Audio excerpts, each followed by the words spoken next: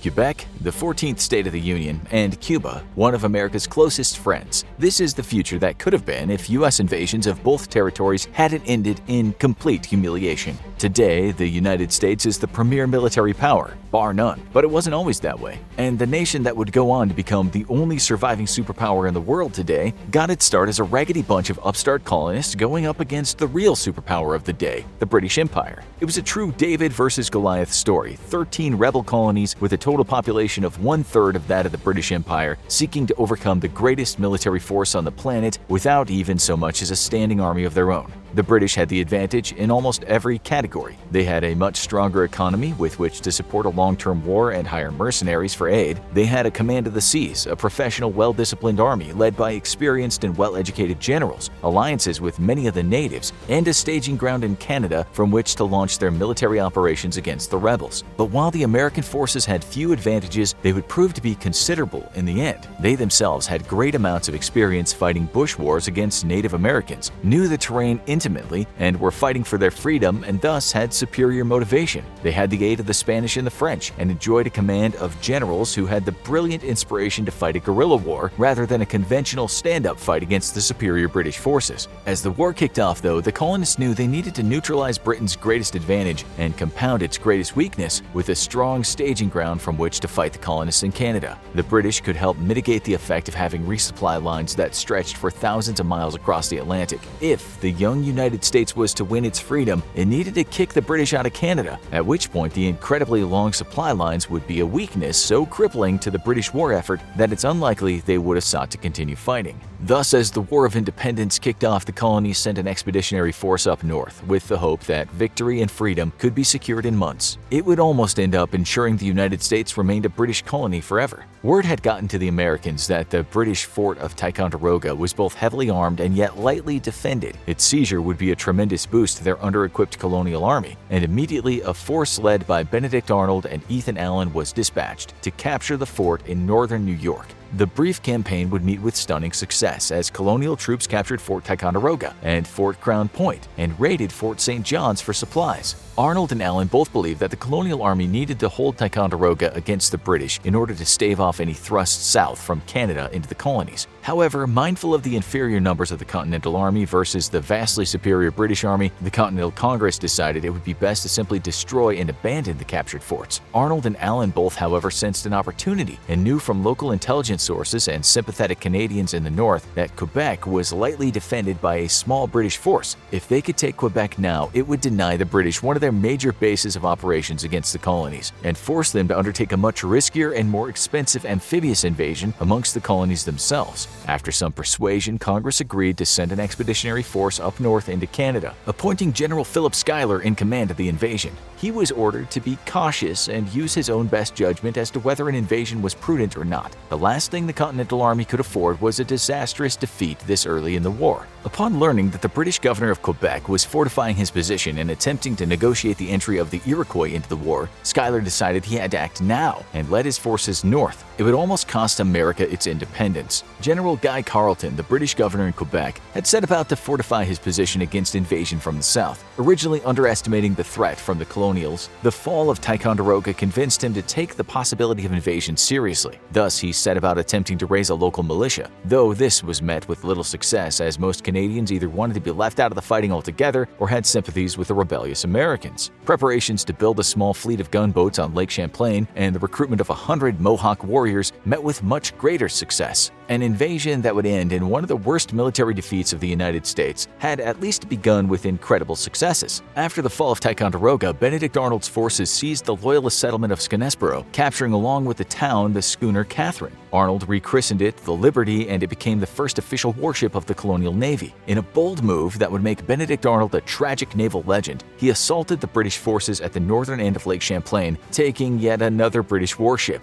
which would be renamed the Enterprise. American forces now had complete control of a waterway that cut straight into the heart of Quebec and were free to march north without fear of British naval interference. With the way clear, the colonial army split into two invasion groups. The first moved north through Maine and into Quebec through the wilderness, while the second would travel through the Champlain Valley, utilizing Lake Champlain to move men and supplies. Fort St. John's, which lay in the path of the army's thrust upwards toward Quebec, soon came under siege on September 17th, and despite a desperate attempt to lift the siege by British forces, ended up surrendering nearly 2 months later on November 3rd. The lengthy siege, however, had pushed the invasion timeframe into the unforgiving northern winter months, a fact that would cost the American forces dearly. General Carleton all but abandoned Montreal, deeming the city indefensible after much of his militia forces deserted immediately after the fall of Fort St. John's. Seeking escape amongst a convoy of British ships, the small flotilla was warned that colonial forces had set up a sizable contingent of cannons along the river and would decimate the fleet should it attempt to flee. Immediate surrender was the only acceptable answer, and Carleton managed to sneak away dressed as a commoner as the British forces surrendered. It was later discovered that the Americans had lied about the size and numbers of their cannons. With Montreal in American control, the colonists attempted to draw Quebec into the fold of 13 colonies by raising representatives to meet at the next Continental Congress. However, the scope of support for the rebellious Americans amongst the Canadians was largely overestimated, and as the British had found out, most simply wanted to be left out of the fighting altogether. While Montreal was being taken, Benedict Arnold had been leading a force of 1,100 men to reinforce the attack on Quebec.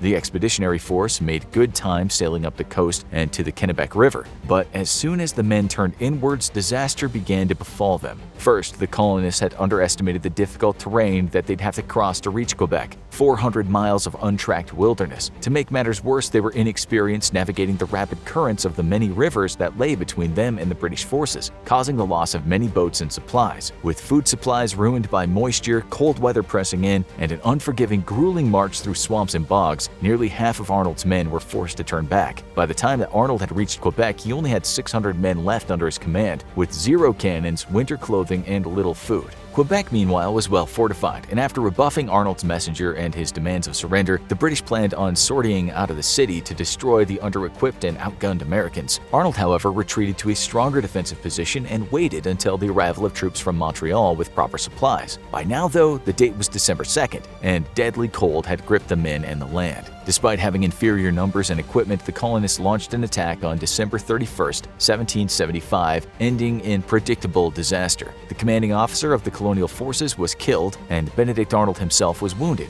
with the capture or killing of many of the American forces. Incredibly, though, General Carleton would go on to make such a blunder so massive that it would help ensure Britain's inevitable defeat, as he refused suggestions to rally forth and destroy the greatly weakened colonial forces. Instead, he chose to remain safely behind the walls of the city and wait for reinforcements in the springtime. While he would not directly attack the Americans, though, he would work to weaken them. Carleton approved the sending of smallpox-infested civilians and prostitutes out of the city and into the American lines, and soon smallpox had gripped the besieging army. With the arrival of spring, Quebec was reinforced with 3,000 troops and fresh supplies, and yet still General Carleton waited almost until the end of May to launch an offensive against the retreating Americans. Whether by providence or General Carleton's timid nature, the Continental Army, while defeated, was spared the crushing defeat that could have compromised its ability to continue the war effort in the north. Many of the colonial forces retreated south and successfully held the line in northern New York, preventing the British from splitting the colonies in half. Having completely underestimated the terrain, the size of their foe, and without the proper equipment for such an operation, the invasion of Canada by the Continental Army is one of the United States' most embarrassing invasions, but pales in comparison to the utter humiliation brought about by this next invasion.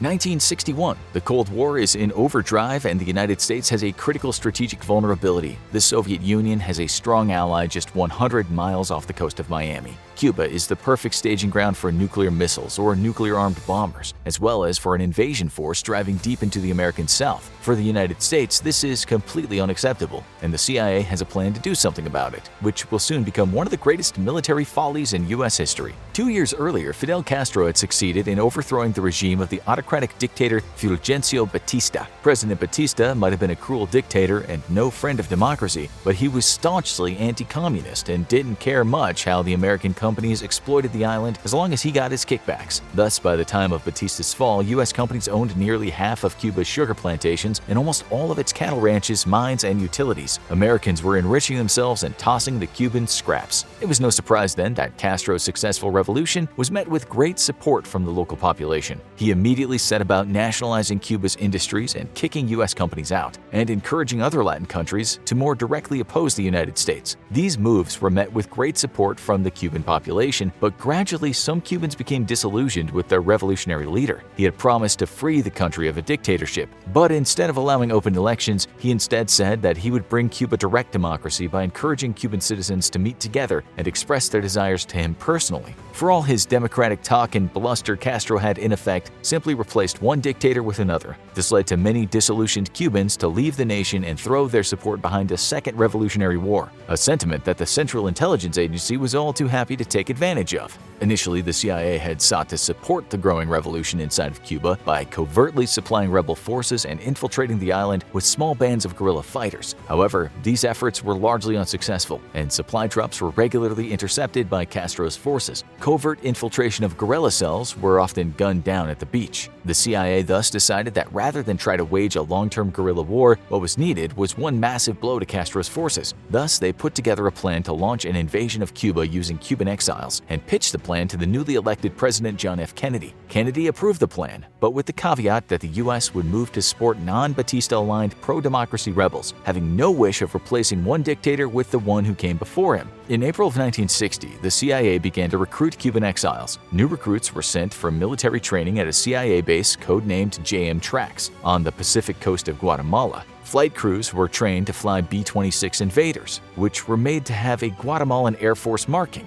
with a further 26 B-26s sanitized of all features identifying their real country of origin. The growing force of rebels underwent further training with M41 Walker Bulldog tanks, boat handling and amphibious landings, underwater demolition and infiltration, and paradrop operations. To cover the origins of the invasion force, the CIA bought 5 ships from a Cuban-owned shipping firm and turned it over to the rebels, stocking it with enough food and supplies for a month of combat operations. The invasion was well-trained and equipped, but any element of surprise was non-existent, as Castro's forces were well aware of the existence of the CIA's secret invasion force. Many of the would-be invaders had themselves spread the news of the coming invasion amongst Cuban communities in Florida, and straight into the ears of Castro's spies. The KGB was also well aware of the planned invasion and warned Castro. Radio Moscow even predicted an invasion of Cuba would happen within the week, just 4 days before the doomed operation to free Cuba from Castro met with a swift and disastrous end. The first part of the invasion involved an airstrike using the American B-26 bombers made to look like stolen Cuban aircraft. The strike was meant to knock Castro's Air Force out of commission, but with advanced knowledge of the coming attack, Castro had simply redeployed his military aircraft, resulting in the invaders bombing a few cargo and transport planes and a lot of civilian aircraft. By now, Kennedy was growing suspicious that the invasion was no secret after all, but with the gears already in motion, it was too late to put on the brakes. 2 days after the failed airstrike, Cuban forces landed in force at an isolated inlet known as the Bay of Pigs. It was meant to be a largely unopposed landing, which would allow the rebel force to quickly establish itself and unload its heavy equipment for the march on Havana. However, the CIA had failed to identify a local radio station near the beach, which directly observed the invasion force and reported on its every movement. Castro immediately dispatched his forces to meet the invaders on the beach, but that was far from the revolutionaries' only problem, as the poorly mapped out inlets led to the loss of several landing craft on reefs. When things couldn't get any worse, they did, and the paratroopers meant to reinforce the beachhead and strike at the opposition forces from behind were landed in the wrong area miles from where they were needed most. After less than 24 hours, the invaders surrendered, hopelessly pinned down on the beach with no hope of breaking out. 114 men were killed and over 1,100 would end up prisoners. The Bay of Pigs invasion would go on to become a black stain on the CIA's record and one of the most humiliating invasions in U.S. history. Now go check out why the CIA bought a secret airline, or click this other video instead.